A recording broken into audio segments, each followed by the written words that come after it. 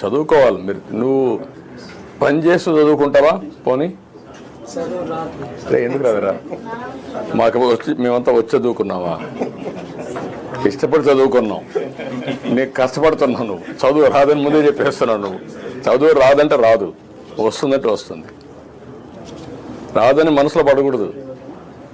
ఇష్టపడి ఏ పని చేసినా నీకు కలిసి వస్తుంది. ముందు నీ మీద నీకు నమ్మకం ఉండాలా. కుర్రాడివి కదా నువ్వు, ఎప్పుడు గొర్రెలే మేపుతావా? నెక్స్ట్ లెవెల్కి వెళ్ళాలి కదా.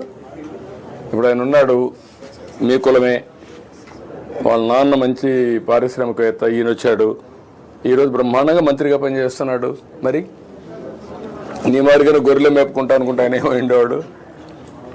ఏమంటావు? చదువుకుంటూ గొర్రెలు మేపు. చదువు కూడా ఇంటికాడ నుంచి కూర్చొని నేర్చుకోవచ్చు, అప్పుడప్పుడు క్లాసులో పోవచ్చు, అప్పుడు డిగ్రీలు వస్తాయి. 2 పనులు చేయి. ఎందుకంటే చదువుకుంటే పెద్ద కష్టం కాదు. ఈరోజు సెల్ ఫోన్ వాడతావా? బ్రహ్మాండంగా కొడతావా? సెల్ఫీ తీస్తావా? మరి ఎట్లా నేర్చుకున్నావు? ఎందుకంటే మీరు బీసీలంతా మీ ఊరంతా ఓట్లు వేస్తారు. నాకు ఎప్పుడు వేసారా? ఎప్పుడు వేస్తారు. తెలుగుదేశం అంటే మీకు అభిమానం. అందుకే మిమ్మల్ని పైకి తేవాలని నేను. అగ్రవర్ణాలే కాకుండా బీసీలు మీరు అందరూ పైకి రావాలి. దానికోసమే నేను ప్రత్యేకమైన శ్రద్ధ పెడుతున్నాను. మీలాంటి కుర్రాలను చదివించడం, ఆర్థిక సహాయం చేయడం, పైకి తీసుకురావడం, ఇవన్నీ.